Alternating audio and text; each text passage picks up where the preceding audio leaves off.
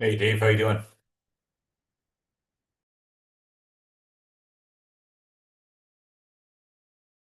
Those Jerry. We can hear you.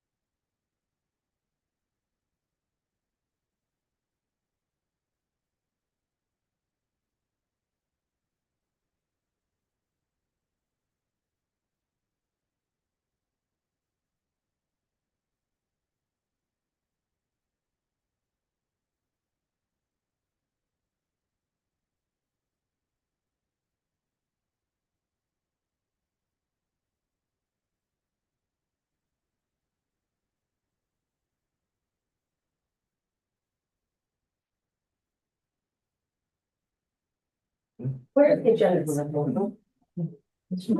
No, if it gets too bad. Novel to you. Hey, You get the memo. I'm checking more. I knew that. Anniversary. I didn't get the memo. I didn't know we were. I didn't know we were online. It is.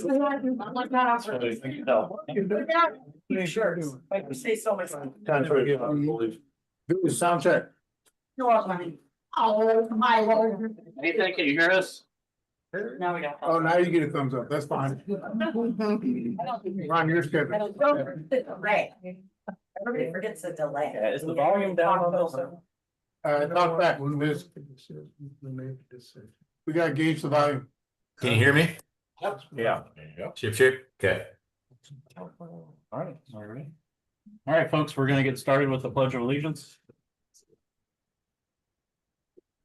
Pledge allegiance to the flag of the United States of America and to the republic which stands one nation under God, indivisible, with liberty and justice for all.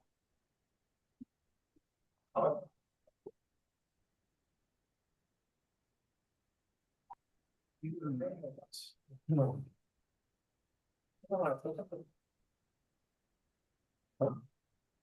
Oh. All right, Mark. Here. Gwen, Here. Todd. Here. Kenny. Here. Crystal. Here. Dale. Therese. Here. John. Here. Amber. Here. Robbie. Here. And Nathan. Here. We have everybody but Dale. So we have a quorum. Everybody have a chance to look at the minutes. We have a motion to approve the minutes.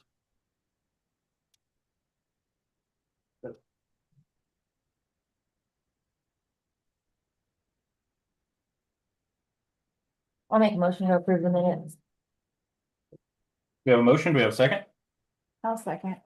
A motion, a second. All those in favor? All right. Opposed? Motion passes.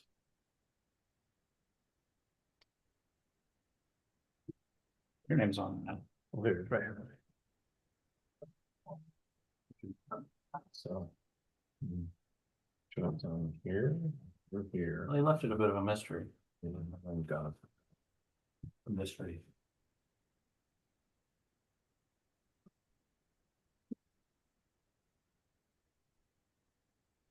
All right, John, you want to step us through the permit fees? I understand you did some more research on this and there may be some changes the board needs to be aware of.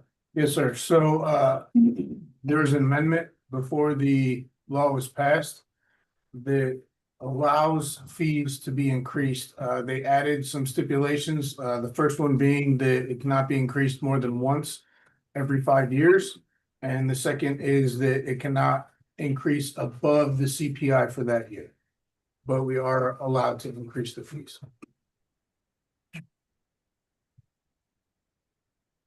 So the last time we discussed potentially 5% before it was tabled with the somewhat confusion of increasing. Yes, But sir. my understanding is you'd like to make some suggestions Yes, based sir. on expenses for the department. Yes, Amber did the financial paperwork for us. She's gonna run you guys through. So just taking a look at the money that came into the planning commission office in 2025 versus what our expenditures are for 2026. But planning commission took in $130,000 with code enforcement at $1,250 for 2025. So far in Q2, we've taken in $25,000 for planning commission, 4,600 in code enforcement. So the estimated annual would be approximately 100,000 for the planning commission for year 26 and 18,000 from code enforcement. So that put us at 118,000. Current expenditures for 25 was 130,000. And our budget, what we have currently for 26 is 187. We did spend 130 for 25, and currently with 2026 expenditures, including all the salaries, we're at 35,681 currently for this year. Planning to stay within budget, but as things keep going and costing more legal fees, postage, news publications and things. There is a lot of increases. Another one is, equipment. I know the printers and things in our office are outdated and soon unserviceable. So they have sent us a quote for that, which is quite substantial compared to what it's budgeted for. We just got that this past week. I guess the key takeaway is for us to, so involved in the law that changed, that stipulates that the public can choose their own building inspectors and choose their own plan reviewers. It also stipulated that the plan commission's funds will be non-reverting. What that means is that every dollar amount that we take in, we keep and we redistribute among plan commission expenses. At this current rate, it would require 134% for us to break even.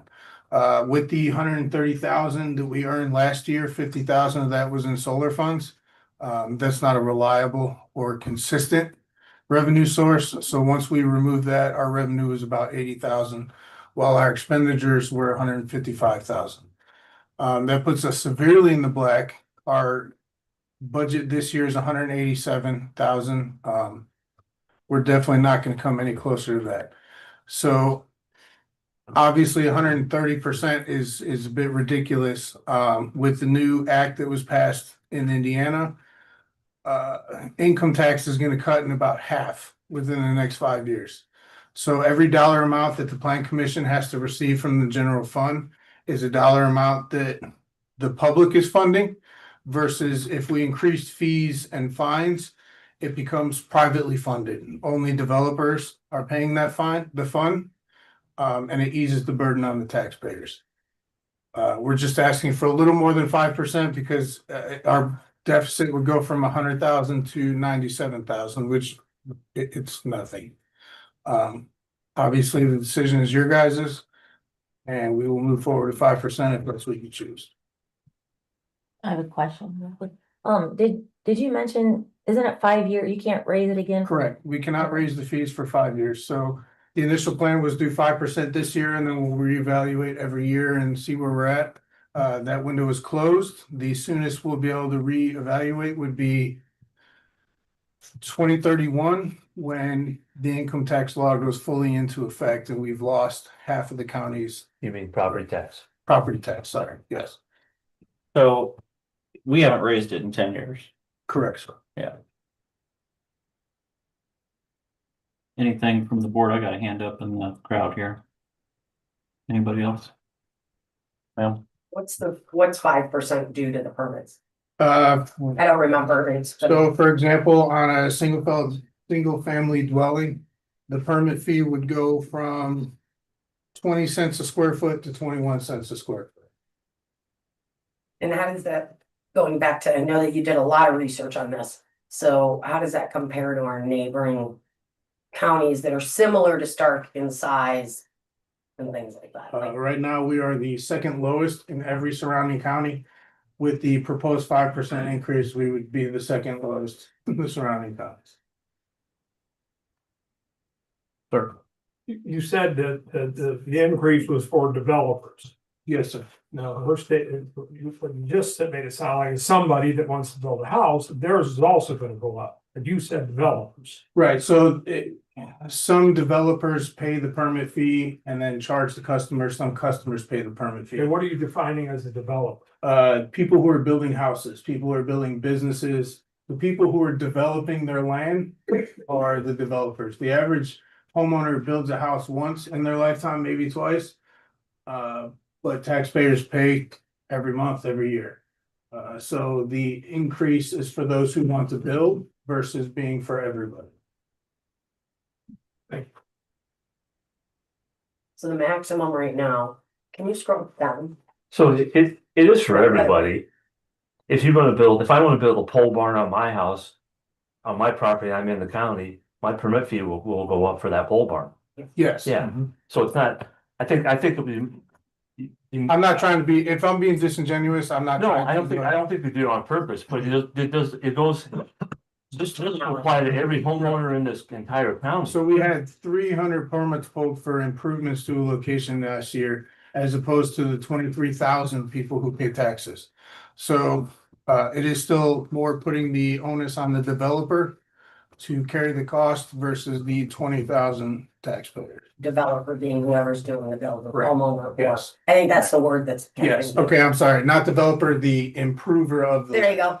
That's better. So Todd, council question. So it used to be when, because I remember other years where there was a profit coming out of not this last year, but before, and that money from the planning commission in the past always went back to the general fund. So now that can't happen, right? Well, that's what, I haven't seen the law, but that's what, John, we had that conversation about, I don't So know, now a you month can't ago. move that money like we used to back into the general and then rebudget. No, it it would the just next stay year. there and we would have So to, we would instead, have to budget whatever the Yeah. shortfall. So we would have to go before the council every year and Yeah. ask for funding to cover our budget. Yeah, and because then- we're so far. And the budget would still be, the 180,000 or whatever, but that 130 would come out of that fund that it was Right. reverted to. So this is just easing the burden that we're asking the council to pay for every year. I know during some of our early discussions, I think going back to even last year, we talked about maybe even rounding it up to like 25 cents per square foot, which was a pretty significant increase. And I think everybody agreed on the board, maybe 5% would be less harmful, but that was before some of this legal things came into play, and we're gonna be locked in if we increase it for 5 years. Yes, sir. So 1,400 square foot house would be $294 if we went to 21 cents. Yep. And right now it's how much? 20 cents a square foot. So it'd be 14. So. Could be $1.49. Most people, do they usually do it by square foot or is it Yeah. flat? Yeah, it's universally accepted. Square foot is for single family dwellings, multifamily dwellings. The only people that are occasionally different are flat rates for sheds and pole barns, which we are currently. The board wanted us to go back to a square footage. We used to do 200 square feet and under was a flat fee. The board decided they wanted to be flat fee, or they wanted to be square footage based from the beginning. And then there's flat rates for decks, flat rates for. But we raised them. Say again? No, they've not been raised. We're not raising those fees though. Everything is What? proposed to be raised 5%. Okay, Yeah, 5%. fees and fines will all be, as of this, increased by 5%. Electric right now is $50, so we'd do it at $52.50. And how much extra is that gonna give you guys? Do you think, anticipate, budget? If we would go from $100,000 deficit to 97,000, so about $3,000 a year difference. These are rough numbers. No, I know, it's The hard to last few predict. years have been influenced by solar.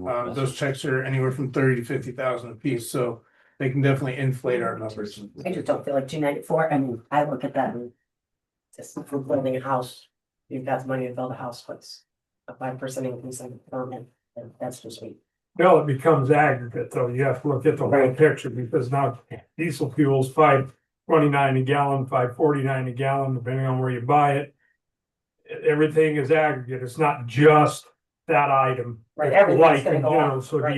you squelch development, why, because this increase, and those increases and all the other increases, and people say, I'm just not doing it. Now, where are you? When you only do 70% of what you did last year instead of equal to what you did last year, because it's an aggregate thing. That is fair, sir. However, expenses go up for us as well. And I didn't say they You know didn't. what I mean? I'm just saying is that sometimes you have to look within to say, what can we do to make our budget better? Right. You know, can we chop? What do we gotta get rid of? What do we, I mean, that's what we have to do in business. We can't just say, well, we're gonna raise the prices, but then people stop having you do it.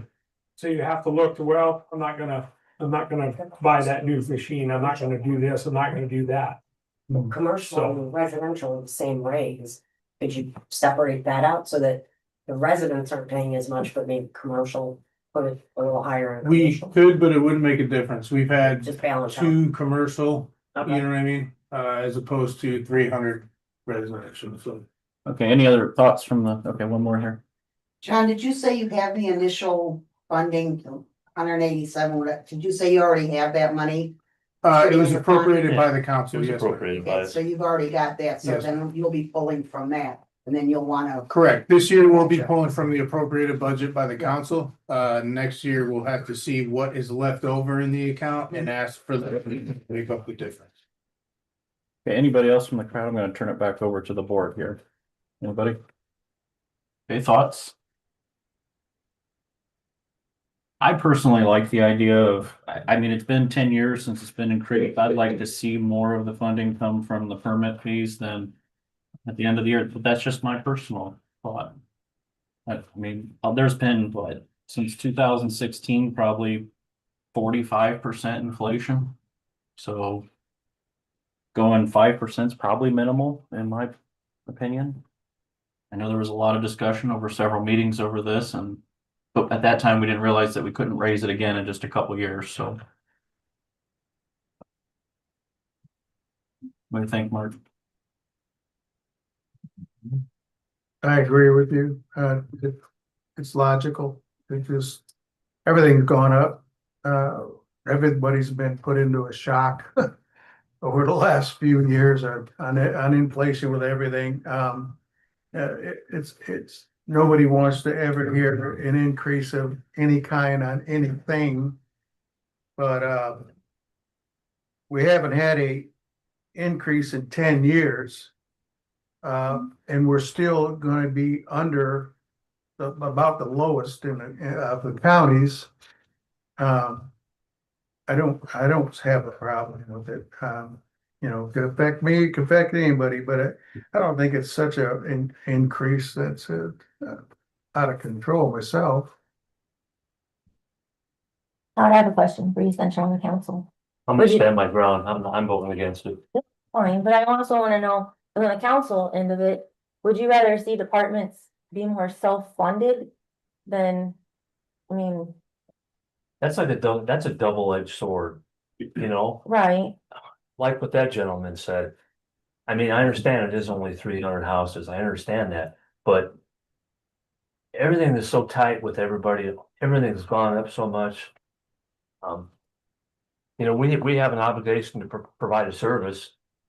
For instance, there was years when the ambulance lost $1 million, and we kept it going because we had to. And I feel we have to do this as well, but I made a no pledge tax raise and I'm sticking with it.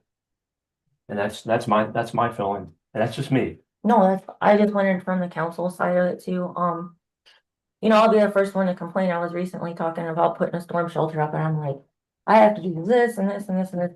But I will say, I mean, they're in there to do their job and it's gonna be more and more difficult for them to do their jobs if they're having outdated printers and gas keeps going up and the stamps are gonna go up and then we're gonna have budget cuts on top of that, and so. Well, the good thing is you won't, after July 1st, you won't be publishing all the stuff in the paper.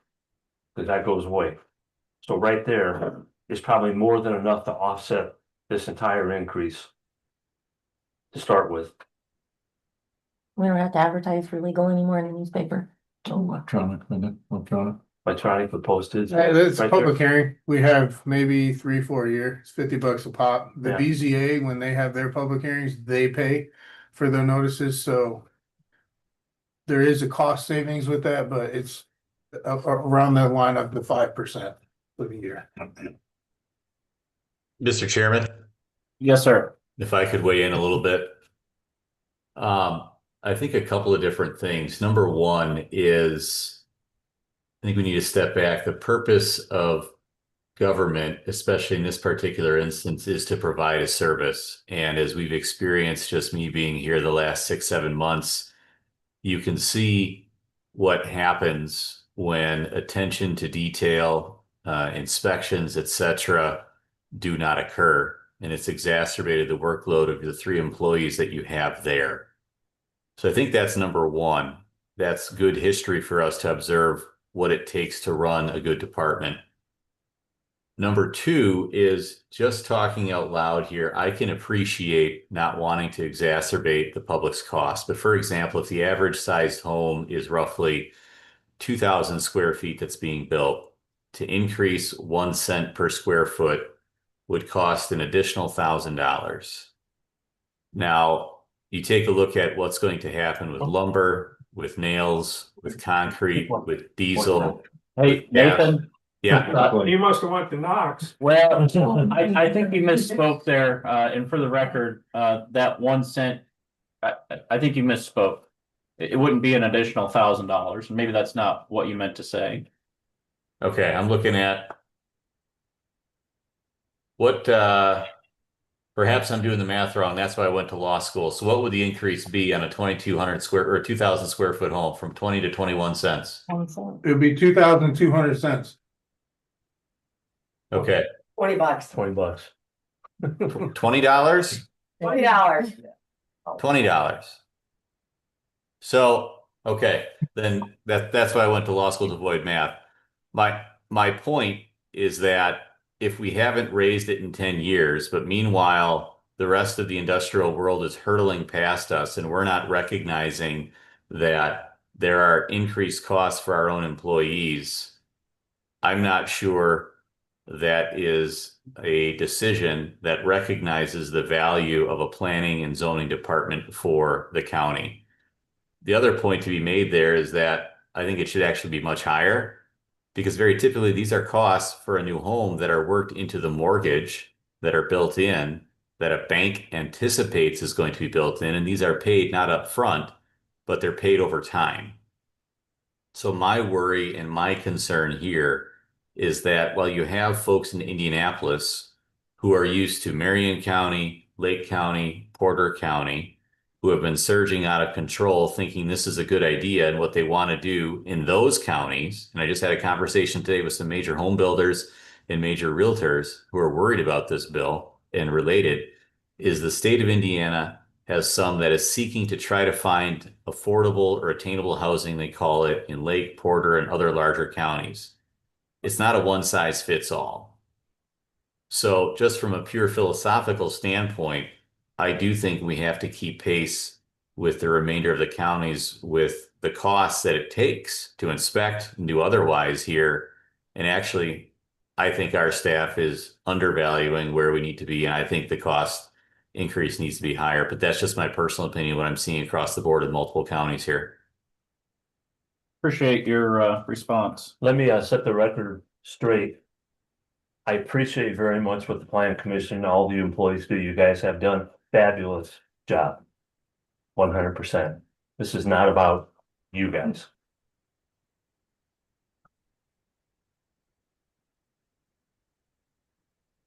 Was that it, Todd? Yeah. Is there a- You can later. No. Sorry. It looked like you were gonna read something. No. You kind I was of. Okay, so I guess I value the opinion. I know one of the board members here was doing some work to their house last year and there was some confusion perhaps, so I know that you're new to the board and from civilian life, so give us your feedback on potentially raising fees here. I mean, I don't think $52.50 going up a couple bucks is gonna kill me. I think we have to do. I think we have to do what we have to do. I don't agree that we have to be like our neighbors or 12 cents. anything like that, but. I guess it's a lot to think about, but if we haven't raised it in 10 years. So I'm looking at Prospect County, they're 12.5 cents.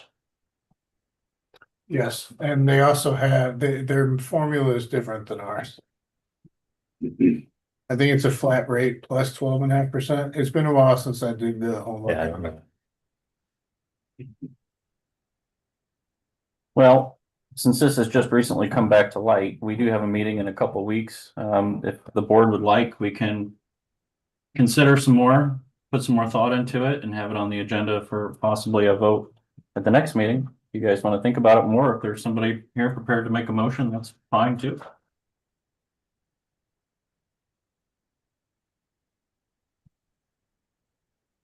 So it's not that much, it's not 1,600 square foot home, that's pretty much standard for the average person. 20,000 square foot, you're getting up there and cost of building and everything.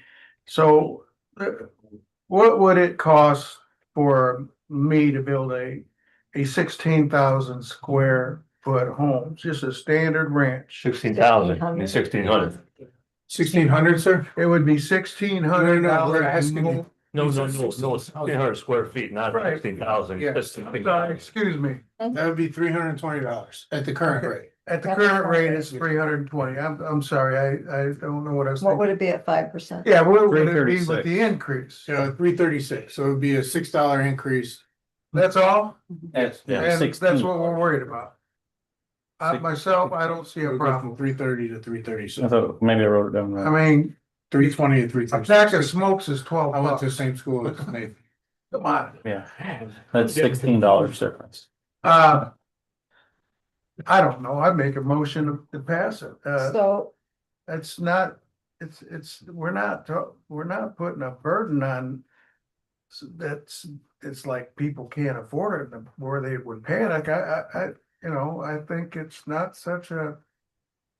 I think the discussion here is 5% adequate because we can't change it again for 5 additional years. But we haven't changed it for the last 10. Well, but the new legislation locks us in. So if we change it, we're gonna be held to that for 5 years. Well, So really, if we make it now, there won't be a change for another 5 years. okay. what would 7.5 do to your budget, John?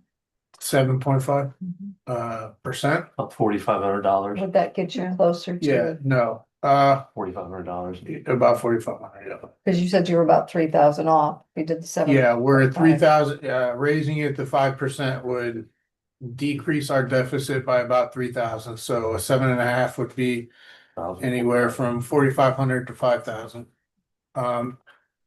Nothing we do is gonna close the gap that currently exists. But every little bit helps, you know? And if, so it's another 5 years before you can increase it. Correct, yes, ma'am. You know, if we went to make it more even, and he could clean up the numbers, but if we went from 20 cents to 25 cents, we'd go from Kenny's example of $320 to $400, which is $80 for a new home different. But it helps prop up the department a little bit so it doesn't have to take from the general fund as much for the next budget year. Yes, What percentage would that be? 25 instead of 21? Would that be like 20? it would be 25. 25. I guess I look at it as a fee. Todd looks at it as a tax. Yeah, it is a fee, but if it's about government, I mean, we survive off the tax money no matter what, so. And I know what you're saying. I'm not trying to be obstinate. No, I know you're not. You're- My question is this. So you have a building permit, what about the other? What else is, how do I word this? In building a home, you have the rest of the things that you have to put into the home, like a septic, if you have septic. Well, electricity, those are all still permits included into there, correct? So And septic those and well is health department. We don't handle that. As far as I'm tracking, they're not even looking at raising their fees. So But you know what I'm saying, that's still additional money. Right, It's so not just a building. the permit. amount, what you would get for the permit remains the same. You pay an additional 50 or whatever percent increase to add a garage to your home, and then you get one deck included with that. The electrical inspections, the mechanical hookups, all that's already included in it. Nothing would change. You wouldn't get less of it. You would just pay a little more for it. Real quick, So sir. just a quick question, just to make sure I'm understanding the math. If you don't raise any fees, the deficit's gonna grow, correct? It will, yes. And if the Because deficit- as the expenses grow, we're gonna have to ask for more money to cover those expenses. Correct. And as the deficit grows, the county council's gonna have to subsidize you more. Correct. Which means the rest of the taxpayers are paying more for other people's development. Yes. It's something you should do. Yeah. Well, we're paying for all of it. For instance, Hamlet, Judson, and Knox, they all pay the same county tax that everybody in the county pays. But they have police departments, they paid more taxes on. So. There you go. I mean, there's an example of the same thing. And there's plenty more. Well, if the board's not ready to make a decision on this tonight, if we We want a wanna, motion. oh, he does have, did you make a motion on that, or did you say you'd like? He did, he made a 1% motion like- to approve the 5%, sir. You can't go up, for 5 years, and I don't know, personally, I don't think, it's not a tax, it's a fee for building a new home, right? So I don't think that is that much money, a 5% increase, and with everything else going up and running your office and everything, you know, as you get lower, then you gotta get more money from the council, you know. If it's not a tax, it's just a fee, I don't think it's really asking too much of an increase. So So I make a motion to pass it. At 5. Okay, we have a motion for 5% increase. Do we have a second? Motion dies for a lack of a second. It's the will of the board. I think we should table it. Can I make a motion to table it? We have a motion to table. We have a second. I'll second. Second from Gwen. All those in favor? Aye. Opposed? Motion passes. We need a question. Is there any specifics that you guys would like received prior to the next scheduled meeting on the 8th that I can get you? Could you to assist? resend your spreadsheets that you put together several months ago? Yep. To the board? Probably take also, spits out in Excel, the what permits we issued last year Okay. and what that income was, what it would do with a 5% or 10% up to the 25. That would be great. Give that.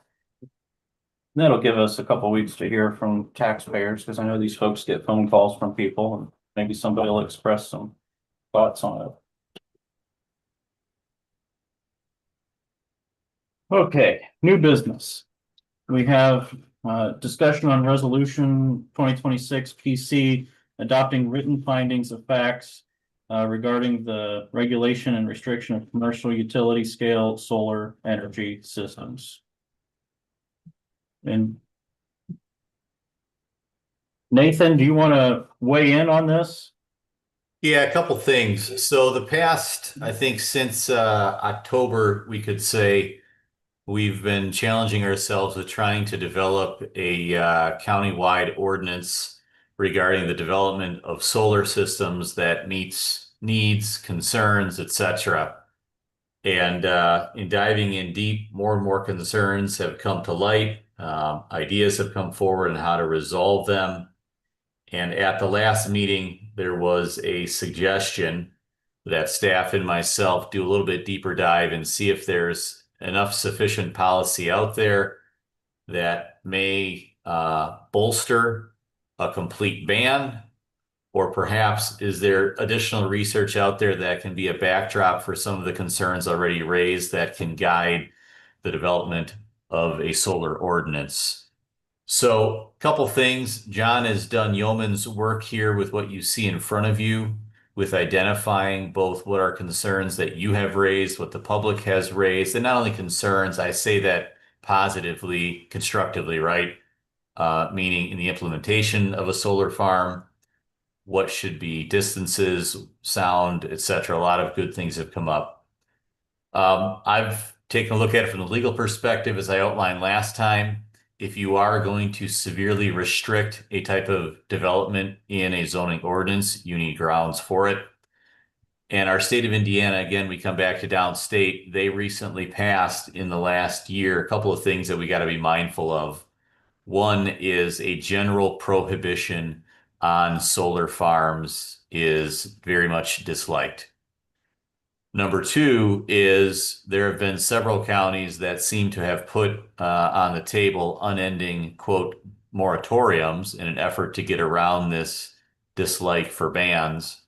And last year, the state legislature passed that after June 30th of 2025, if one were to pass a moratorium on solar farms, it can only last for 1 year. So we had one already set in place, didn't fall underneath that. We extended it earlier this year, so we've got that full year that we can run if necessary.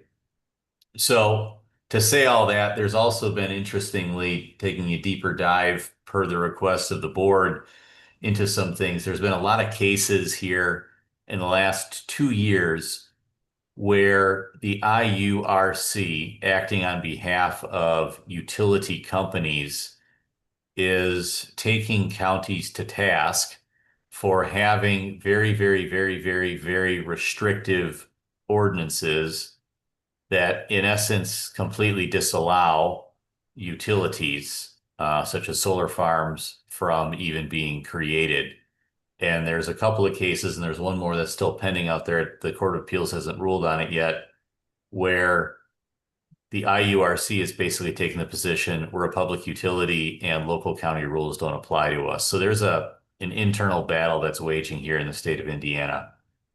All that said, I do think it wise and prudent that we continue to hone in on, like we were doing the last two meetings with, in the development of a solar ordinance, what are safeguards, what are concerns of our citizens, how do we recognize the rights of landowners, and how do we develop a good ordinance that balances all of those. And what John has done here, Mr. Chairman, with this resolution is provide a couple of really good talking points for us to talk about this evening that I think then John and I can go back. We've got a date scheduled already for next week to continue honing in on an ordinance that recognizes the concerns that have been raised. I understand it's a long-winded answer, but I wanted to try to encapsulate everything that John and I have shared and discussed in the last couple of weeks since your last meeting. Appreciate all your hard work on this.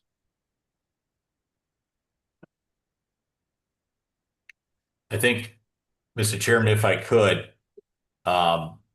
starting on page 2 of what John's prepared here, he's identified really what is a critical first step of any county that engages in the creation of an ordinance.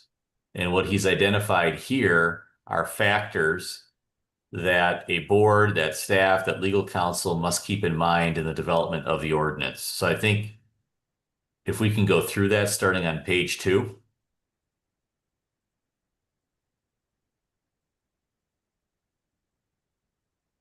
You have a section number, Viz? Yeah, 3.01. Oh, all right. Oh, So for example, this board, there's been public opinion that's identified, it's part of our comprehensive plan as a county, that we want to preserve rural aesthetics. So if that's a focal point, then one asks, in the development of any building, right, that's in the country, in the development of any farm ground that may turn into a solar farm, in the development of a commercial development that's located in a more rural setting, what sort of requirements would we have of that development that can, quote, preserve the rural aesthetics? Obviously, completely banning it would preserve it, right? But that's not feasible. So then the question becomes, what obligations would the board want to see for development in an ordinance to assist with preserving rural aesthetics? For example, is it multi-factored row tree lines? Is it certain types of trees? Is it berms plus trees to hide things, right? These are the sorts of things that we take a look at, are identified as findings, and then we work them into an ordinance.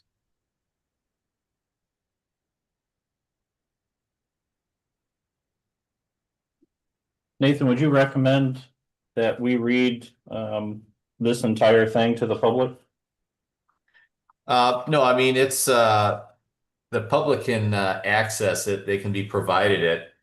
But I guess my thought is for this evening, with particular to solar farms, why don't we I've got a couple highlighted in my end we can talk about. For example, what I just talked about, preserving rural aesthetics, and the board can share philosophically with us what they'd like to then see in an ordinance to help preserve that in case of, for example, a solar farm development.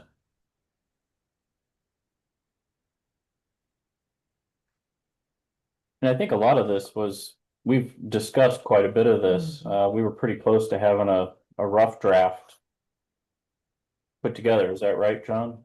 Yes, sir. I did take copious notes on the last Right. discussion. Because we had a board work session. But we show a picture. It's about the farms. Is this open to public? Just, No, not yet, We haven't opened it to public yet. not yet. Okay. all right, just ask. Okay, board, how would you like to proceed with this discussion, in lieu of what Nathan has provided? Sounds like Nathan wants us to go ahead with the ordinance. Working on the ordinance, is that what I'm getting out of it? I think that's his legal suggestion. Yeah. So do we have a Accurate. motion? I think you have to have the ordinance, Yeah. but Mm. there's no reason the ban can't stay in place as well. There's counties right next to us that have done the exact same thing. Yes. And the ordinance needs to be in place. So temporary ban while the ordinance is completed? Is that a possibility? I think they kind of work hand in hand, maybe. Well, we Yeah. do have one, John. What is the date the moratorium presently is good through? July 27th, I So believe. that would be the ban, okay. So I have a question for Nathan. But it's kind of a ban, I guess. You've been mentioning things like, you know, it's disliked and it's not feasible and that, and it's, so you're disliked by who and not feasible for who? Because the people I'm hearing from are the people from the county that are worried about all of the things that we have in our comprehensive plan. So who are we talking about that's gonna dislike this or it's not feasible for somebody? Legal Oh. system, state legislature.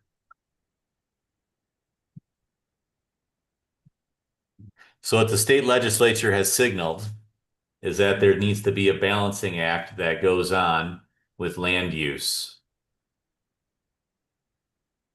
There's the rights of landowners to develop their properties. There's the rights of the county to see that land is developed in the manner that they see fit per county goals, comprehensive plan. And sometimes those collide. And that's obviously colliding when it comes to the arena of solar farms. Just so we're on the same page here, Nathan, my understanding is we can still adopt this resolution as facts of finding.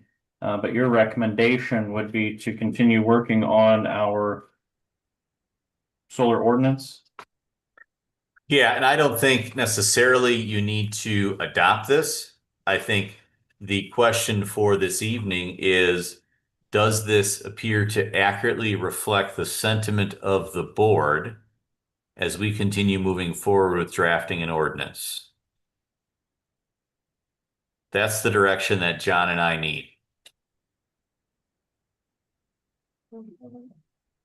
John, did you have any questions or pushback from the board in your initial reach out on this matter? As far as what, sir? Was there anybody that disagreed with? No, there was input that I used to create the document.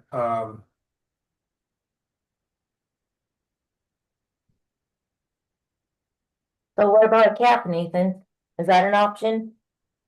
It's not a ban. We figure out how much we already have in the county and then we put a cap on it. It's not, right? Anything can be subject to question.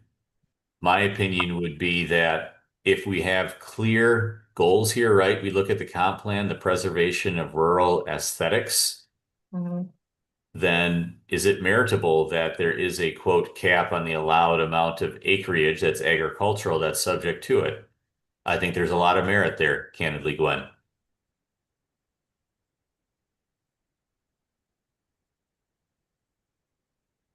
Well, I think that's something that I would definitely consider. I mean, I know I made the motion 2 weeks ago, put the ban in. And I mean, I would still like to stand by that, but apparently from a legal standpoint, it's not gonna work, but then we need something. We need a cap or something. So do we need a As motion? long as you stand your ground.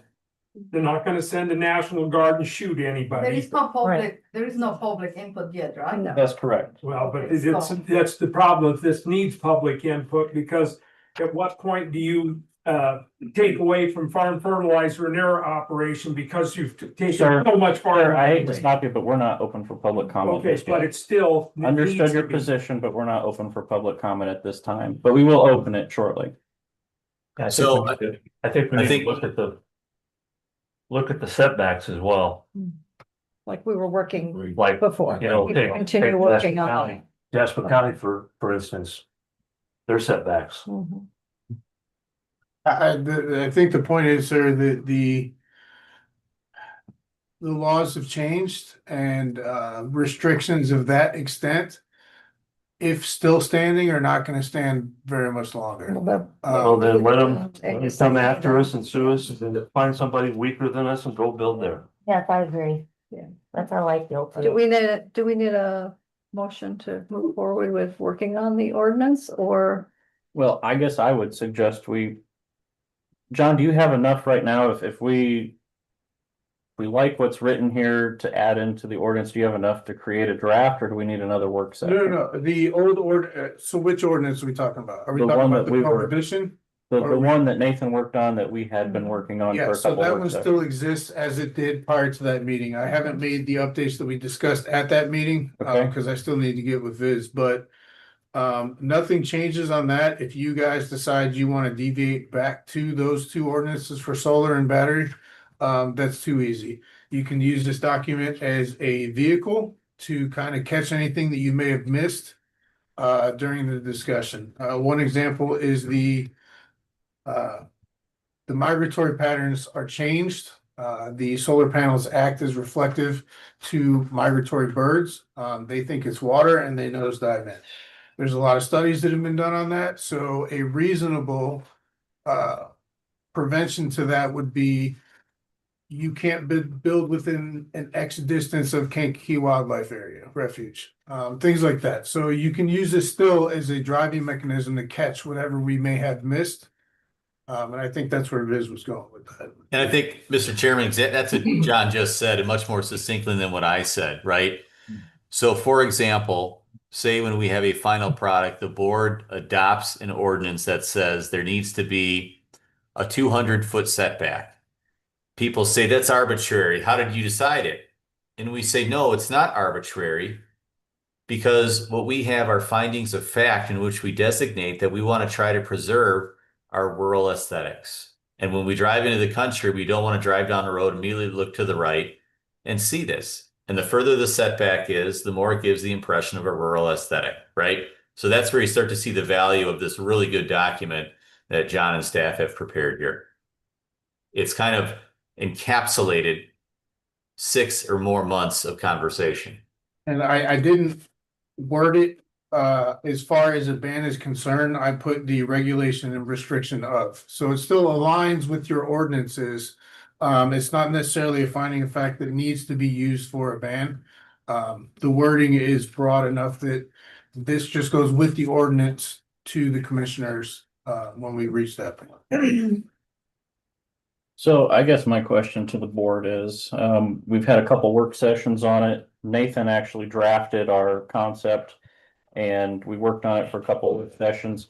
Would we like John to update how the work sessions went and then present that as a draft and potentially have another work session to fine tune it?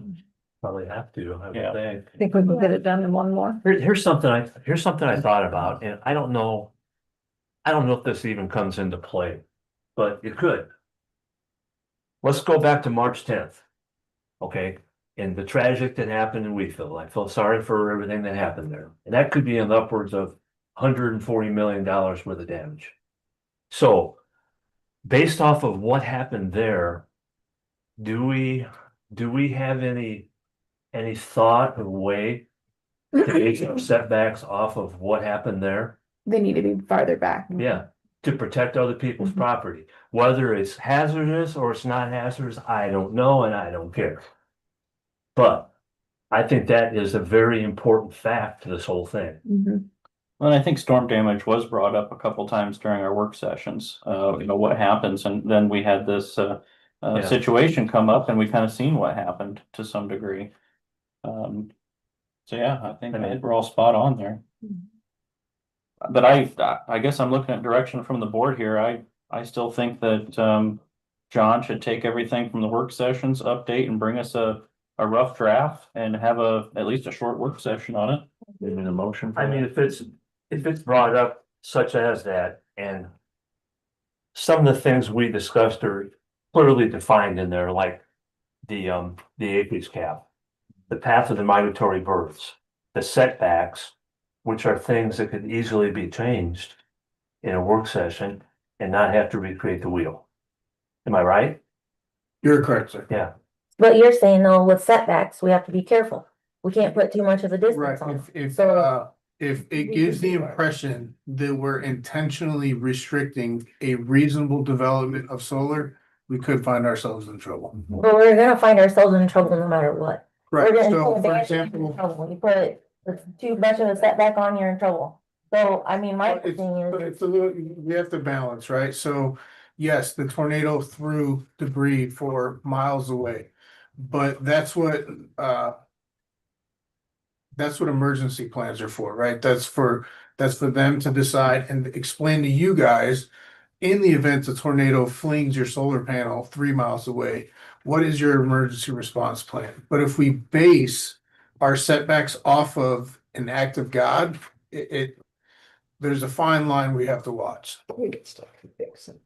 So I think another, and that's a really good question that's raised, right, is safety. Another really good question that's raised in here that we didn't dive into very deeply is look at section 7.01.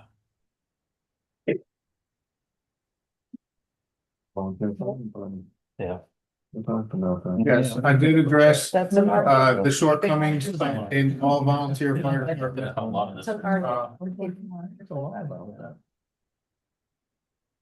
I just feel like a lot of these things we've already gone over in our work sessions, and Yeah. I just I think that think we need. more work session, we should be I think done. one more too. Yeah, Let's do one more. so before we take a motion on this, we take a motion to take some public comment here and maybe put a limit on time, 3 minutes. 3 minutes.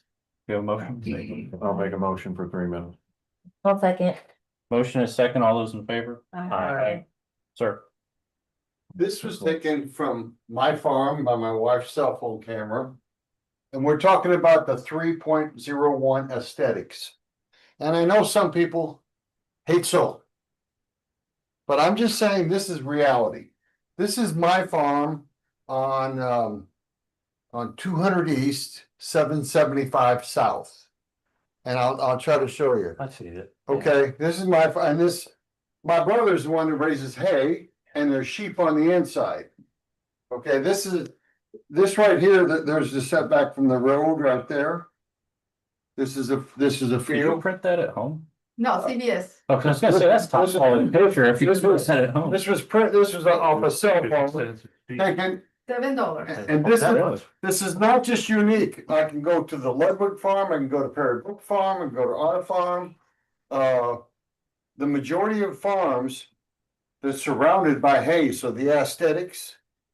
It has sheep on the inside, especially in the Mammoth North project, there's sheep on the inside. My brother's got a 1,200 head herd, and after they lamb, it should be up to 2,000.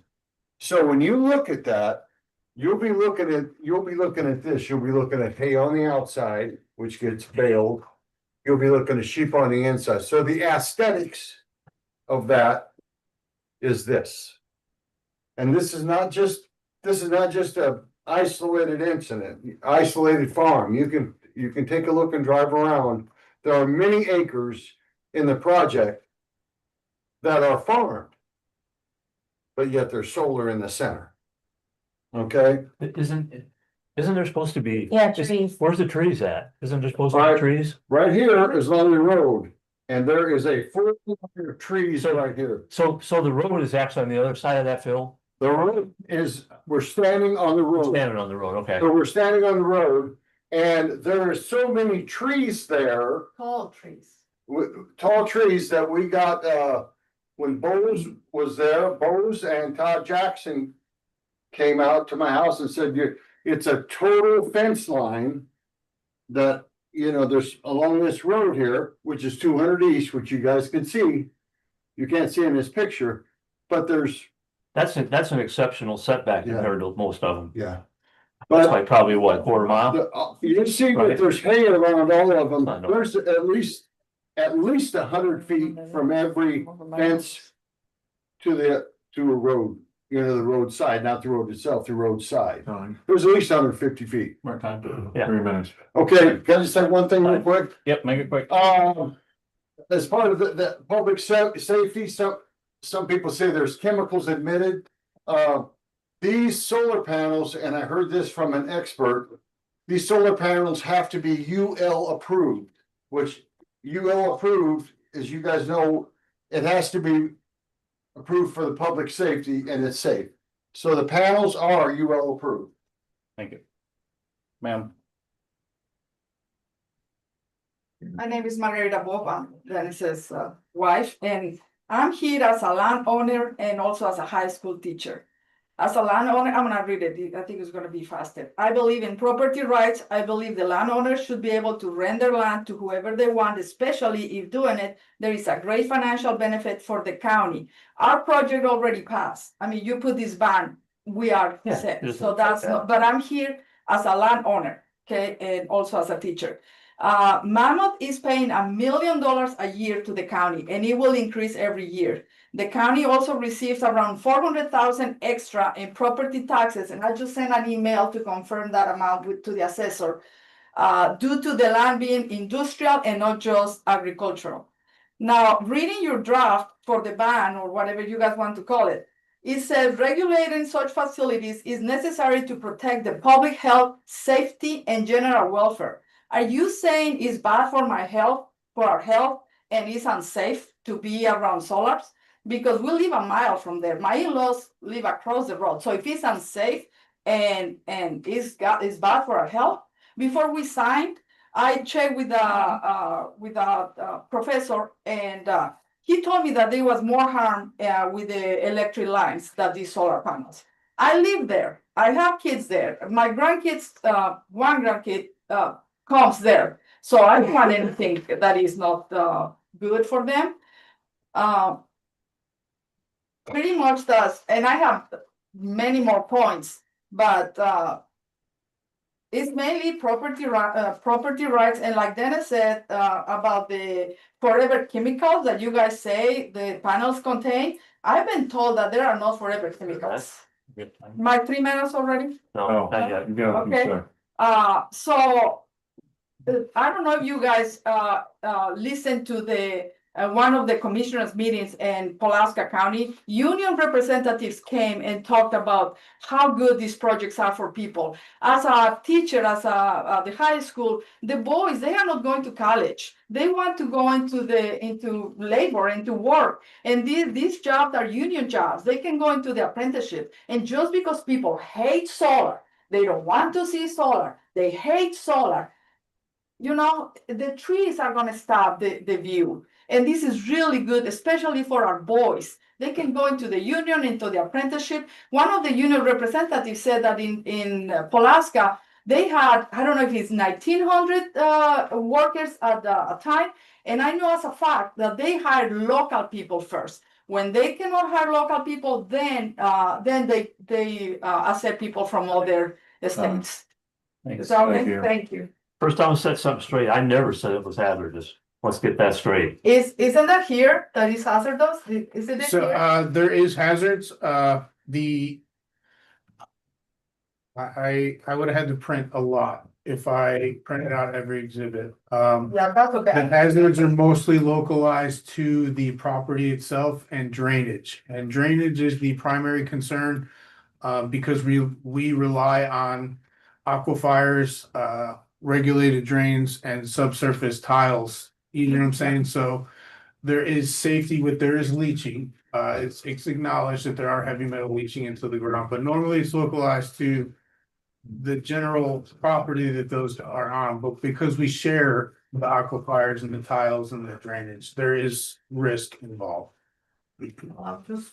Anybody else? This one I think was first. You go first. Go ahead. Okay. Lisa Diaz, Center for Energy Education, Stark County resident, lived here my whole life. So I had the opportunity to work across the state of Indiana with local governments that are trying to balance community considerations with the integration of solar energy. Solar can be a significant economic generator for counties to the tune of millions of dollars a year. And added tax revenue at a time when many counties are grappling with rising costs combined with funding gaps created by Senate Bill 1. The tax revenue and economic development agreements associated with these projects can provide meaningful support for local budgets. For example, in Randolph County, they negotiated 3 economic development agreements tied to renewable energy projects. Those funds supported new ambulances, schools, road and bridge improvements, and other essential services. They even purchased 4-H memberships for all of the county's 5th grade students. I've included with my materials, which I'll share, an estimate of potential revenue impact to Stark County because of Senate Bill 1. Basically, in the report, it could be anywhere from $2.9 to $4.7 million annually from 22 to 28, or from 26 through 28. And as you know, when a developer pursues a project, the permitting process requires review at multiple levels of county leadership. I've seen many projects firsthand where developers worked collaboratively with counties to modify plans and reach solutions that address both community concerns and project feasibility. Another concern related, or another consideration related to concerns about farmland being taken out of production is the concept of agrivoltaics or dual use of the land. This include crop production, livestock grazing, or pollinator habitats beneath the and around panels. Developers continue to explore innovative ways to ensure that land can serve multiple purposes beyond power generation. And the Mammoth Project is a perfect example of that. They're currently working with Purdue University on a test plot within their project to determine what crops grow best under panels. This project quite literally blends into the landscape. For example, popcorn is grown outside the fence and vegetative screening has been planted to block the view. Each time I drive by the project, it appears increasingly concealed within the surrounding landscape. Finally, our organization closely follows energy policy developments at the State House. Indiana is currently an energy deficit state, meaning that we must import 13 to 16% of our electricity from neighboring states such as Illinois because in-state supply does not meet growing demand. Power demand in Indiana is expected to more than double by 2035.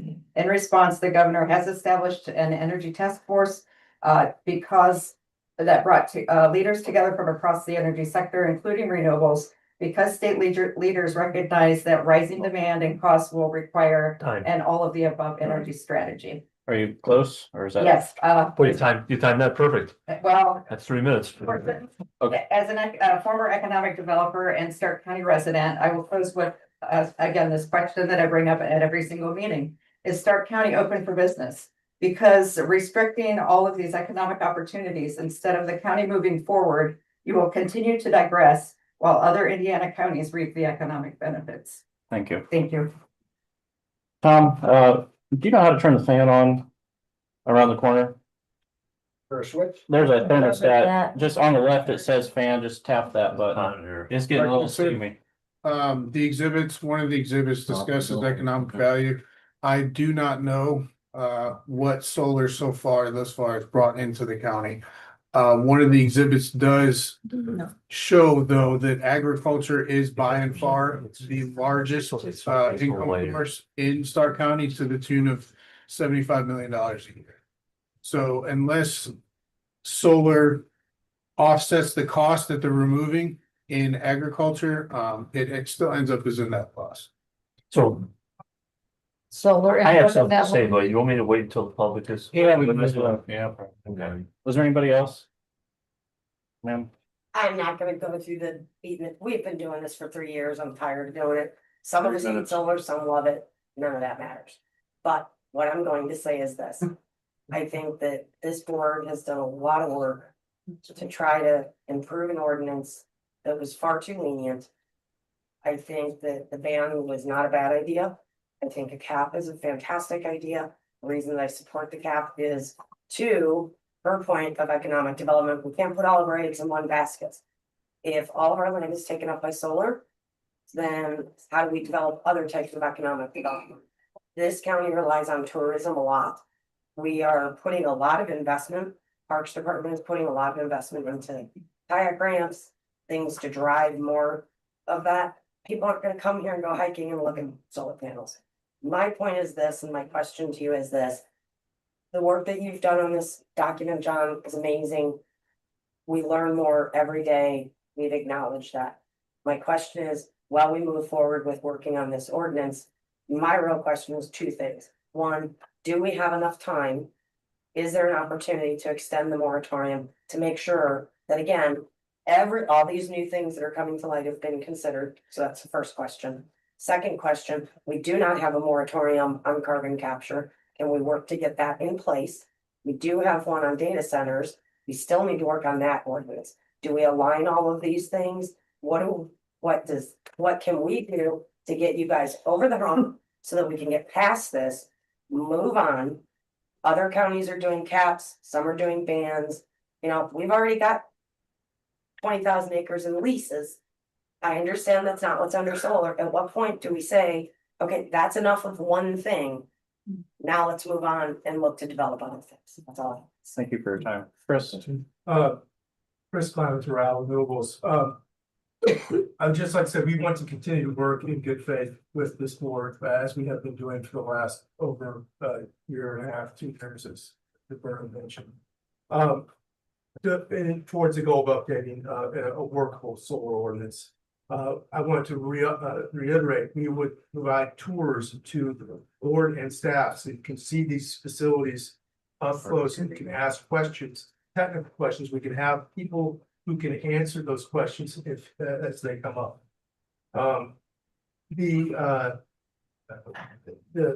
Quite frankly, our assessment of this findings of fact document is we see a number of problems with it, and John, I'd be happy to respond with specific sources of credible, peer-reviewed science research from state agencies, federal agencies, research universities, national labs that refute many of the statements that are in this findings of fact.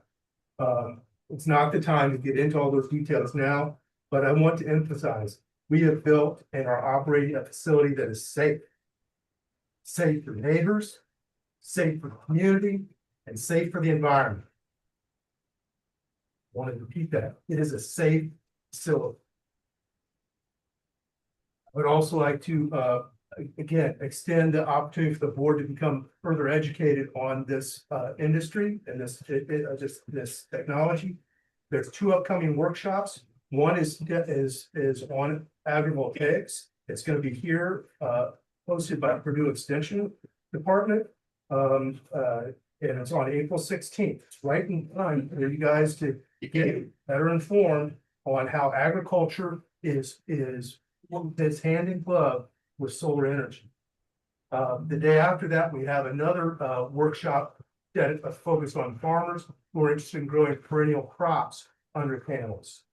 This is it. This is working. The type of farming that is being done is changing. Okay, farmers who are trying to do corn and beans and survive on that are getting killed. Yes. So we need to look at other types of farming, and that's what we're able to do when we talk about lambs. We talk about other perennial crops. So those are 2 things. And again, our willingness to work with the board, it remains. We want to be a valuable member in this community, and we'll continue to support and answer your questions as they come up. Thanks, Chris. I think I skipped over you a minute ago. You're fine. Okay. You're fine. I wrote something. My name is Lori Butter, and I have a small farm just south of Basslight. I'm here to express my opposition to the unilateral ban on solar projects. I believe each proposal should be evaluated on its own merits, with decisions based on specific benefits, impacts on individual project. An outright ban suggests that only one side of the issue is being considered, without giving fair voice to the others in the community. I support solar, while also recognizing that many of our community do not. Their concerns are varied, but I'm not here to debate those. However, as leaders in our community, your responsibility is to listen to all sides, make decisions that serve the best interest of the entire community, not simply the most popular or the most loudly expressed. My own property is part of the Mammoth North Solar Project. My family and I spent considerable time researching this before making that decision. It has been very disheartening for me to see how much misinformation and negativity still continue to circulate regarding this issue. In our experience, the Durrell Group has been fair, transparent, and respectful in their dealings with us. They have demonstrated what it means to be a responsible partner and good neighbor. I've also been impressed with their efforts in education and the agrivoltaics. My property hosts sheep. And the setback area remains actively farmed. Last year, they did corn. I've actually asked Durrell to start planting trees because that's more that I have to mow around. So I've got a huge tree line, which was part of their agreement, and I've asked them to please stop. No more trees. This is just one example of how solar and agriculture can successfully coexist across multiple farms. Additionally, my property taxes have increased over 218% in the last 3 years. This is providing additional revenue for the county. I can only imagine that other people that are feeling the same thing. I have seen contributions to local organizations, children's programs, parks, 4-H, and schools, reflecting a meaningful commitment to our community. There's also a broader concern about how people are treating one another. Too often, neighbors are criticized simply for choosing to use their land in a way that supports their families. Within reasonable limits, property owners should have the right to make the decisions about their land.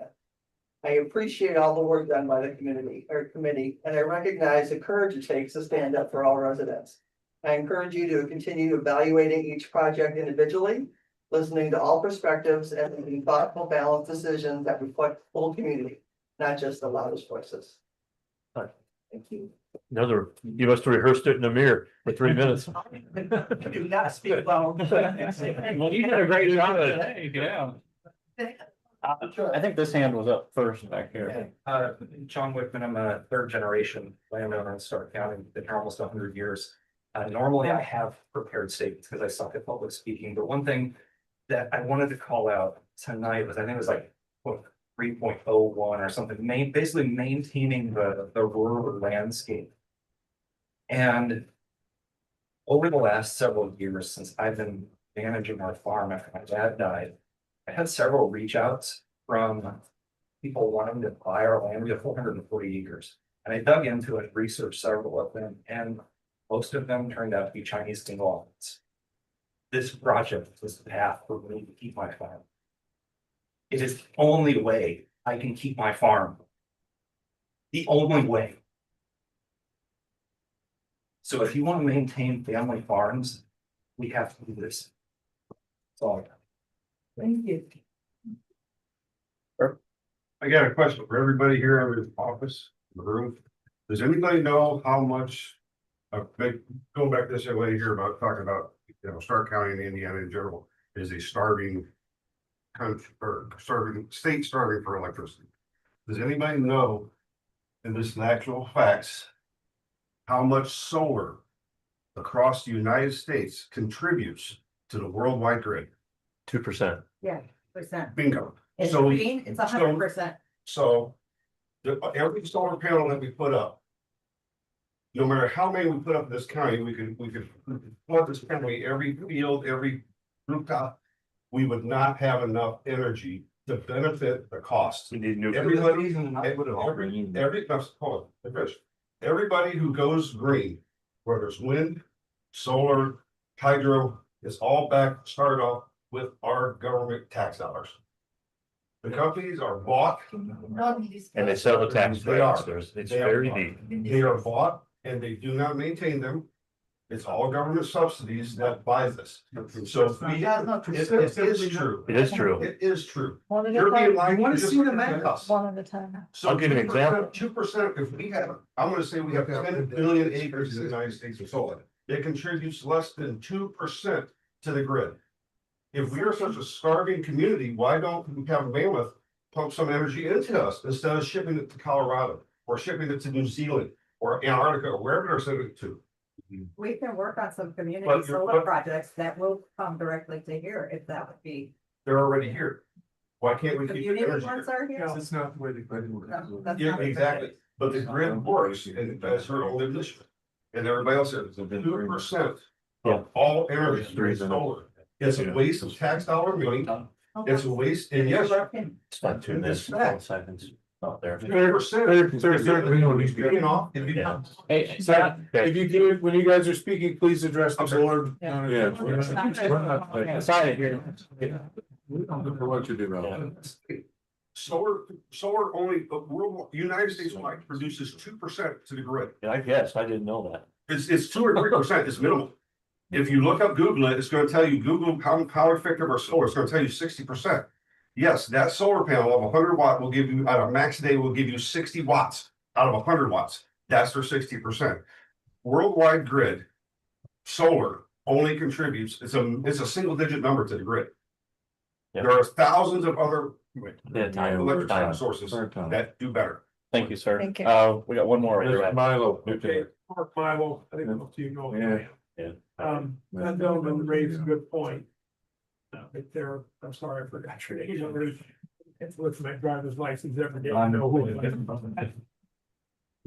By the same token, I'm gonna give you a quick example. A friend of mine that has worked his whole entire life is getting ready to retire. He has built his own home on a nice piece of property in the country, he's maintained it quite well. Across the road is solar panels, as far as he can see, he happens to be elevated. He thought, well, I'm gonna maybe sell off, get something smaller, retiring, with all this work. And the real estate that he talked with said, well, if those weren't across the road, you could get top dollar for this place. He says, but we'd have a tough time selling it.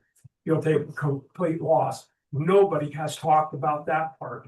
What effect does property? Yes, it helps your farm. It helps your farm. God bless you.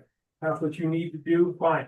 But if it affects someone else, that's the purpose for zoning and planning, is to minimize that kind of impact. Just like I said earlier, and I apologize for being out of line, but it's welled up in me and I have tough time shutting my mouth. But it's going to impact all kinds of things. It's, once again, I'll use the term aggregate. It's not just one thing or one item or one, it's the entire picture. I'm not against solar. Looked at, I got a big barn and think, right, I put that on the roof of that. Nobody will see it. That would help with my personal electric. So I'm not against the solar, but I am against this ruining a man who's worked his entire life, built his property up, and now he's gonna play absolute HE double hockey stick to sell it for what it should be worth, because all of that's across the road from him. And no one, I don't know that the ordinance has addressed that whatsoever. Is the property values, yes, and it will. And there are studies from Loyola, Ball State, and many other, as well as realtors and appraisers who. Well, sure, you can buy people to say whatever you want to say. You can twist it any way you want to twist it, but the reality is, if you have a nice place in the country and all of a sudden it becomes an urban jungle with batteries, buildings that can blow up. Okay, appreciate your time, sir, but your 3 minutes. 3 minutes. Appreciate it. Thank you. Need to look at that. Yeah, thank you for your. That's the time. purpose. Anybody else? Ma'am? I have a question. The ordinance that you're trying to put into place, the existing plans that have been brought up about with the solar companies, primarily Doral and NIPSCO, they initially put plans into place of how they wanted to build the solar panels. Is that ordinance gonna stop anything from what they've already been applied to? So they can go forward with their. Whatever they have permitted, whatever they have permitted. Well, to the extent of, if Right. there's a project planned and nothing started. Then it's out of It could compliance for permit. potentially, yeah, they may have to reapply, which then they'd fall under the new ordinance. So is it, okay. The short answer is if a permit exists for the project already, they're allowed to build under the rules that existed when the project permit was pulled. If for any expiration or termination of that building permit, they would have to reapply under the new rules in effect. So yes, as of right now, every permit that exists for solar is going to follow the ordinance that existed when they pulled that permit. Does anybody have a map of the current land that is proposed for the additional? Each one of the solar companies does have a map. They're upstairs in the planning commission office. You can definitely swing by and we can show them to you. And even the ones that don't have anything on it, it still shows what's No, if proposed? proposals do not matter. What matters is what was approved for the permit that they I think Darrell, you guys have one that you're planning on building? Right. So I can't see that, but what they have planned doesn't really matter in this context because they will shift their plan based on the ordinance in effect when they apply for their permit. One more question. Initially, how many thousands of acres was put in to be put into solar? And within That's Stark not County? numbers I don't have readily available now. That would take some research. I would have to dig through and come up with realistic numbers, but it's not something I have available with me at the moment. Is it So cap- do you mean initially when they approached Stark County? Initially, when Mammoth approached Stark County, it was a much lower number than next year. About 13,000. Yeah, And then all I of a think sudden that was it went up to including 20. That was 13, do I remember? I thought I've got. this is more than I've that. submitted to the. Yeah, we're pretty, You don't understand. yeah, we're at time, we're really done. Okay, we're at time on that one. Tom? Time. and that's. You move forward with the ordinance that you're working on. Existing ordinance. What's the next steps for this finding of fact? Is it something we can stable or at a later date if you decide otherwise? Well, my understanding is we could still adopt the finding of facts. I don't know if it's critical for tonight because we don't have he's gonna work on the draft now. It's not finished. Time's up. Oh, she was timed, I'm sorry. Your time was. I guess. I'm there right now. Questions and what? I was asking questions. I wasn't making a speech. Well. The other question is with the ordinance, is that tying in with the data centers too? Is that putting a ban on them? Is that stopping them from coming in? That was separate. That's a total separate. Totally issue. separate, yeah. Right now, we're just talking about the solar, Okay, and then we'll move down. I got you. Okay. Sorry, Tom. Yeah, no, I was just wondering, so the next steps would be just the table this or is there any? I think we got some options here, but we'll have to turn it back over to the board for discussion as to how we want to move forward. Anything else from the public? Yeah, just as a consideration is that I saw where the USDA is dropping their support for solar on ag land. We get. They I'll are renew supporting the paths that are pulling that plug. All renewable energy. Farmers exchange. All right, anybody else? One of the funding parts, I already talked, right? Yeah. Talk to John later. Yeah, Talk to John. absolutely. You can catch him anytime. All right, we have a motion to close public comment. I'll make a motion. Second. Motion is second. All those in favor? Aye. So one of the things I'm just gonna mention is there's discussion, and I do appreciate that solar brings a lot to the community as far as dollars. But it's never really brought up about the agricultural impact. And what I mean by that is there is money being generated by the solar, but what's being taken out of that equation is also a pretty big number. And a lot of those numbers are spent here locally. So I think that's something that oftentimes gets overlooked. And while I do appreciate the money that gets put in from solar and the efforts into the community, there's a big dollar that comes out of this equation from local companies, seed, fertilizer, your equipment dealers, so forth, that are losing revenue by putting more in solar. Now that's just for conversation, but I think that often gets overlooked. That was brought up a few years ago. Yeah. The only thing I have, this is about Nextera, which we all know is NIPSCO. So I don't know if anybody read the hearings through the Indiana Regulatory Commission. And you know why NIPSCO wanted to raise their rates, don't you? Because all their investment in renewable energy, that is state public record. We've admitted it. It is they admitted it. It says it point blank, Paid for their- and they gave them a rate increase, and we're gonna get another one. So there is some other cost.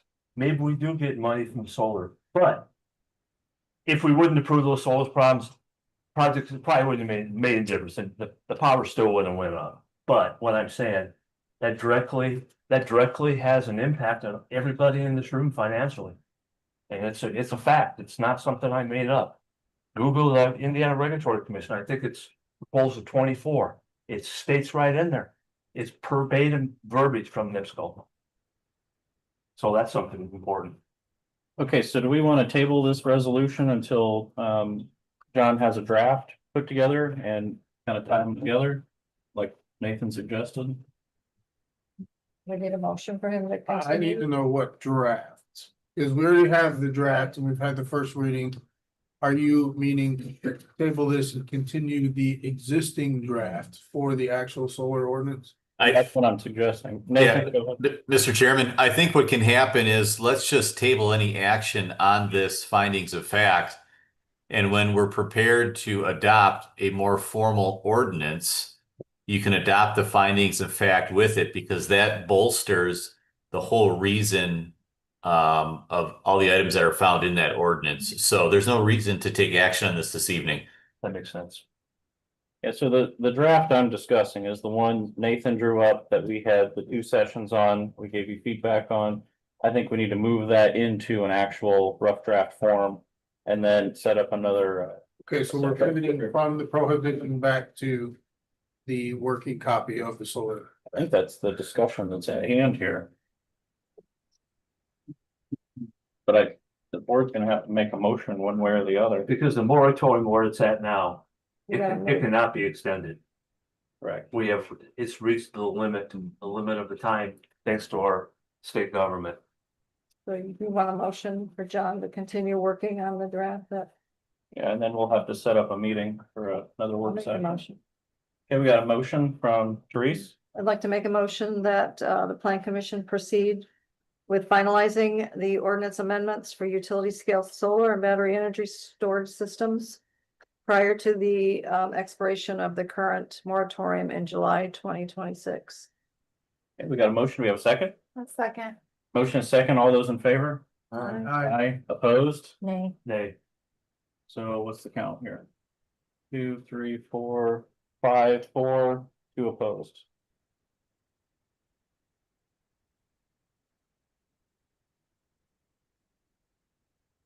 So I'm assuming with the resolutions that are still on the table here, are we gonna have this same conversation again, Nathan, where? I would, Mr. Chairman, as this has been distributed previously, if anyone has any additional comments to provide to John and staff and myself on them, let us know this evening. Otherwise, I think the task that's being put back to us is to continue moving forward with development of ordinances regarding those. With data centers, that's not top priority right now. We've got more time to work on that over the summer. With regards to the other ones, those are more pressing. If there's no objection to what's in those proposed findings of fact, I think that's just further encouragement to the team to keep moving forward.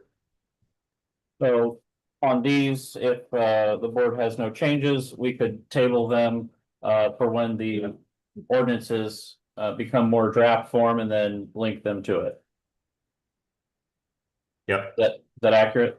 Yep. Okay. I want to take.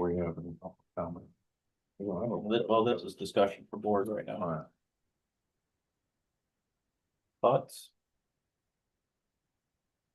Well, in the honest truth, I think that these is a different discussion because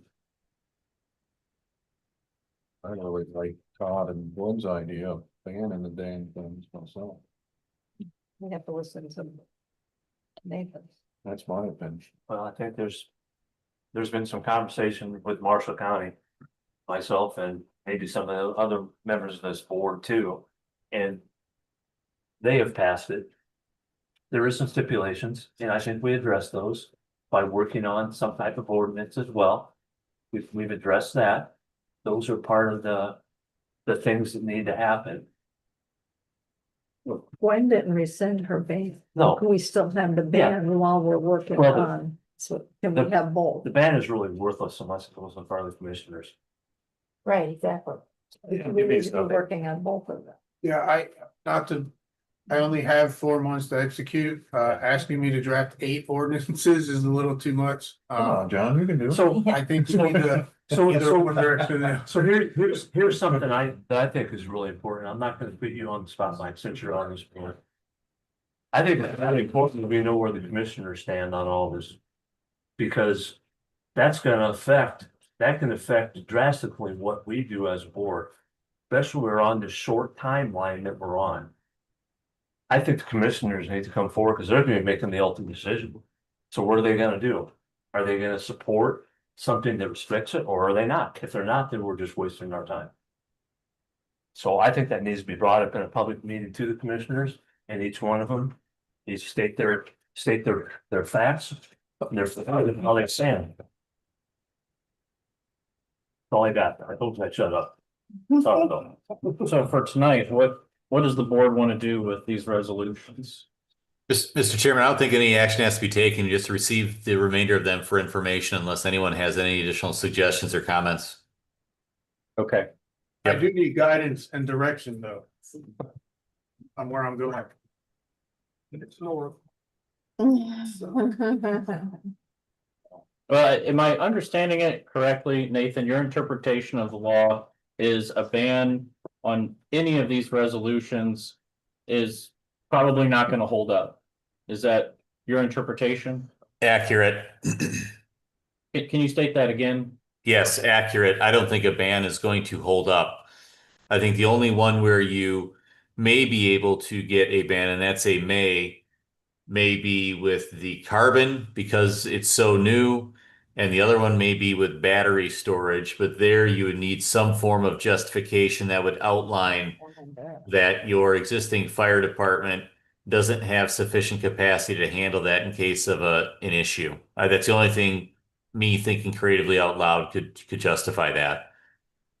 But Here is if we do a ban, we may be in trouble. correct. So we're better off to do these ordinances and get them to where we want them than to be in trouble down the line. That's how I want the full. And another positive about the actual ordinances is the severability at the end of every ordinance, right? If the courts do strike down a portion of that ordinance, it only strikes down that portion. So at least we have the meat and potatoes of that ordinance in effect until we can go back and amend to appease the courts. Whereas if we have a If we ban, just have then a yeah. ban, the whole ban's gonna get struck down. And now I have nothing and I will be forced to issue permits for every person that comes in. Yeah, okay, all right. Fighting this for a month. I don't know what it's like. This ordinance will be just like any other ordinance, so if Durrell comes up with a plan, it just might be a little bit different outside of what is allowed. They get a variance to allow this setback instead of that one with approval to go in front of a board. Right, I mean, like, whatever ordinance we do put in place, it's something that's semi-strict. Current ordinance draft dictates that solar becomes a conditional use variance and would require appearance before the BZA regardless of the project size or scope. Ma'am. I understand again that, so it sounds like we're tabling all of these. When are we going to get the moratorium for carbon capture put in place? We voted on it when I was still sitting on that board back in September. We still have done nothing to actually start a carbon capture moratorium. Looking for some feedback from the board here. I remember that. We voted for it. Right here's the ordinance. Right, the resolution. It's the resolution for the ban, which it sounds like maybe we could get away with. Partial ban or moratorium, from what the attorney said. Giving us time to work on an ordinance and decide if we want to stick with a ban. But right now, I get it. People are gonna say, maybe we don't have the right soil for it. I don't know. I don't know enough about it. We have an uncontaminated. But what I do know is I don't want to sit here and say we don't have anybody knocking on the door, because the reality is they could be knocking on the door. We just haven't heard about it yet. That's what happened with everything else. So. There's already a plan in place to execute a public hearing based on these, April 22nd. It would be too easy to add carbon capture, work through it and have the moratorium in place for public hearing by April 22nd. I would need a vote on that too. Need that tonight? Yeah. John, what is our timeline to get it? When will be the final day that it goes to the commissioners? Which one? The, The carbon capture? no, or the solar. The solar ordinance, we have to have to the commissioners by July 27th. No, but what is the quickest we could do this? I do believe based on Viz's availability, we could have the current draft ordinance in place to the commissioners by May 1st. We have most of it completed. The next hearing would be the second hearing where you guys are reviewing everything we've changed. You have the findings of fact to address any other concerns that we've collected from the public. So our next meeting would be the 8th of April. The draft ordinances can be added back to that meeting, and that would be the second reading. The 1st of April is when we have to notify the paper, right? That the public hearing will be on the 22nd. So that's our That, goal. that is just insane. So, quick question on that, thank you. For that long. So let's say the public hearing is April 22nd for the solar ordinance. Yes. Well, Still don't- battery's gonna, We don't have that. You guys haven't even started to really drill we into did the that. first reading of the battery. Kind of, yeah. But you haven't like discussed any changes to the battery. There's been no changes that I know of. The Yeah, battery, the correct? battery was the first one we We did. read it. We tabled the solar until the next meeting, and that's when we went over it. So Viz has the initial first reading changes of. the- Okay, so there is for reading. Yes. Okay, so here's my question. April 22nd, going back to Todd's point, we put this in front of the commissioners. The soonest that this draft could go in front of the commissioners would be after April 22nd. Yeah, the first week, the first Monday of the month for the commission. So that would actually then be April, May. May. So we 6th. can't wait till July, because if the commissioners push back and there's something they don't like about it. You gotta have time to make those changes and get it back in front of them. So There should be a special meeting, April 23rd of the commissioners. I'm kind of in agreement. Viz can correct me if I'm wrong, but I do believe if you tell us to focus on the solar, the batteries and the moratorium for carbon capture, we could execute those public hearings by April 22nd. Thank you. I think so. And that would give us, would we need another hearing? Quick question. And this might be better for the attorney, but you seem to know more too. But so let's say that it goes in front of the commissioners on April 23rd and there's something they don't like in the ordinance and they want it changed. Does it have to go through another public hearing? Yes. See, that's what I'm worried about. So we put it back through another public hearing, the way the paper is these days. Do we have the time to get this done? I think we have to get it done by April 22nd, or if they want changes. Come July, we won't get through the second hearing Well. to get it back in front of us. My sense is that these are public meetings, and if there's input that commissioners have, they can be provided now, at least from a planning commission perspective. I think we'll be okay. Thank you. Yeah. At the very least, July 1st, the requirement to go into the paper is no longer, so we can publish. That was- You still need 10 days for the public hearing notice. That's better than the, well, they don't publish. So if you guys want to make a motion that we bring up the solar ordinance, the battery storage ordinance, and the carbon capture moratorium, that will be our focus from here going out. And we will try to stick to the same timeline that I briefed you guys for these packets, right? And that would be my motion. Okay, we have a motion from Gwen, I'll second. second from Crystal. All those in favor? Aye. Opposed? Motion passes. All right, anything else from the public? Sir, Not in regards to this. Is this open to anything? we're in public comment now. Yeah, anything you want to talk about? Going back to the inspection fees. I see that as a public service. Back when I built my house, Stark County they did not have a building inspector. And the small fee that you're asking for, I would have welcomed to have for a second set of eyes to spot something while I'm building it.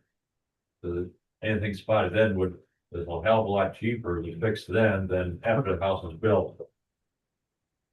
So I would, if you have to increase the fee, it's not much. But I think that if it spots a problem, it's money well spent. Good input. Anybody else? Any comments from the board? I'd like to make a motion. I do have one other business. One more thing, under other business. Let me out of here, yeah. Actually, there's no other business on the. I know I'm adding it. Bragg. This is important for you guys because I spoke with Viz. And it's gonna be twofold. The first is gonna relieve some pressure from the BZA. As the building official and the director of the planning commission, I have the authority to enter into contracts with people. I've done it with code enforcement. Instead of slamming them with fines, we develop a contract, they agree to the terms, and they execute based on signature. Talked with Viz. I also have the same ability as far as the zoning laws are concerned. For example, I will have one customer that will be coming in most likely the beginning of next week, unless you guys tell me to pause. She's currently living in a dwelling. If you want to call it a dwelling, it really is bordering that unsafe building. She cannot afford to move out of that house and live in an RV or an apartment or a trailer. So I have the ability to enter into a contract with her. This one, for example, she will pull a surety bond in the amount of $10,000 and she will maintain it for the duration of her construction. In the event that she does not demolish the existing structure within 60 days, the building department will pull that surety bond and demolish the property on her behalf. There are stipulations. It's a 3-page contract. I sent it to Viz to look over. He didn't have an issue with it. He said it is within my authority, but I want to make sure that you guys are aware that instead of making people go to the BZA and ask for variance, you live in their house while building a new house because their house is unlivable. I do have that ability. And as long as you guys are okay with it, we will make sure the surety bond, she's already tracking if she has to renew it every year with the building permit. If it's not renewed, the building permit's revoked. If she revokes the surety bond, the building permit is revoked. There are safeguards in place. In the event that it costs more than the bond amount to demolish that structure, she will be responsible for paying that amount within 30 days, or it will go as a lien on her property from the building department. So I want to make you guys aware that we're trying to help people without funneling them through the BZA. If there's any opposition, I have not signed the contract yet. I can still hold off on that. I don't think you're getting any pushback. No. Okay. Is that all? That is, sir. Todd, you got a motion? I'd like to make a motion to adjourn. I'll second that motion. Motion and a second. All those in favor? All right. Have a good night. Like